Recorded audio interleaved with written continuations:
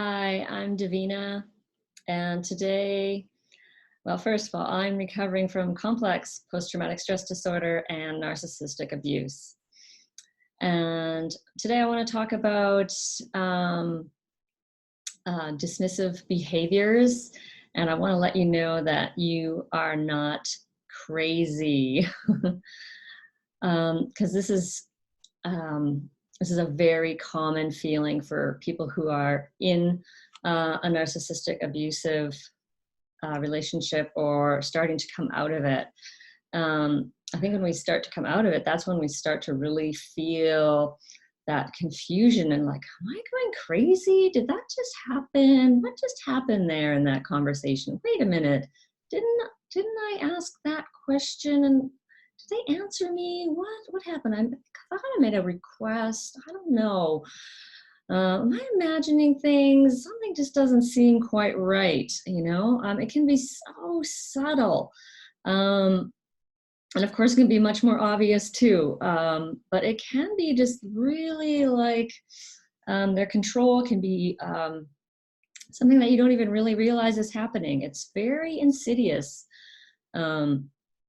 So for example, you're having a conversation with them and you want to bring up some things that you just want to clear up or, you know, talk about. And maybe they say, oh, you know, don't worry about that. I'll take care of that. Or, oh, you're just making too much of a big deal about it. Don't, you're just overreacting.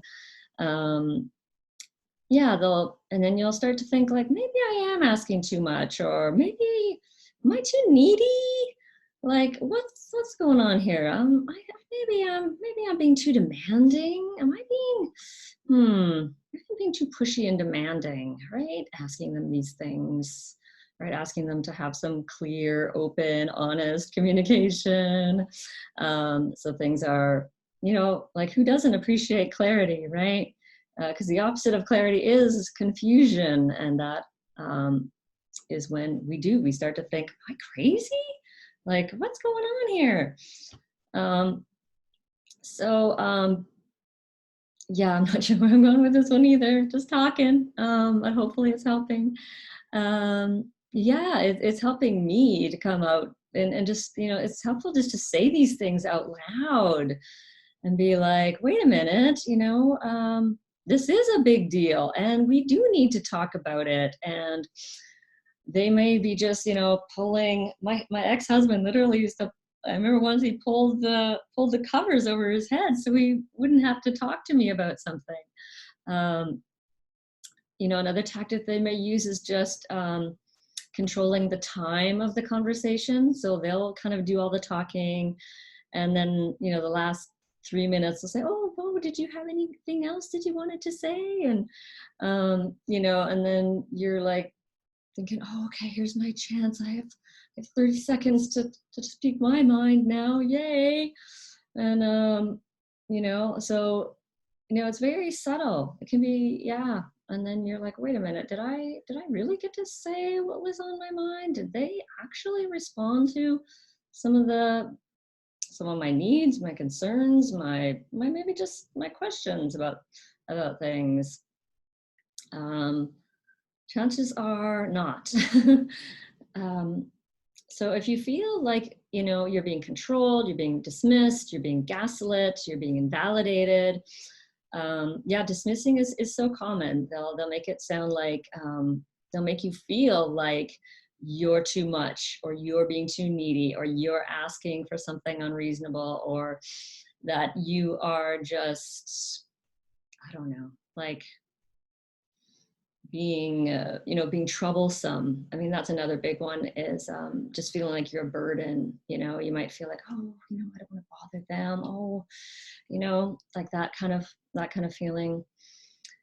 Because that's what they do to maintain control and power in the relationship, right? They control and dismiss and gaslight and do all that stuff. And so if you're having feelings of confusion, if you're feeling small, that's another key point. If you start feeling like, wait a minute, my needs matter too. That is a good sign that there's some kind of, and it may not even be necessarily, you know, full on, they may not be a full on narcissist, but they may have narcissistic tendencies, you know, so that they can maintain their denial. That's all it is they're maintaining their own denial.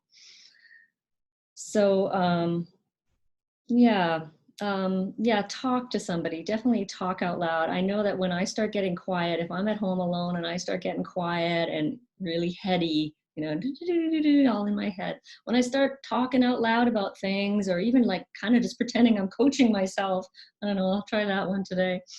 Talk to your counselor, talk to a trusted, safe friend, and it has, you know, make sure they're really, really safe, you know, make sure they're just listening. They're not giving you advice. They're not flipping the conversation always back to them, you know, because those are also narcissistic tendencies. So yeah, if you're being dismissed, if you're feeling confused or thinking you're going crazy, you're not crazy, okay? You are, you're being abused by someone who is trying to maintain their power. So I hope that brought you some clarity today and some validation. That is such an important part of the recovery process, is having that self-validation and that clarity about what's really going on. And yeah, so I'm Davina at Boldness Blooming, wishing you many, many blessings on your journey.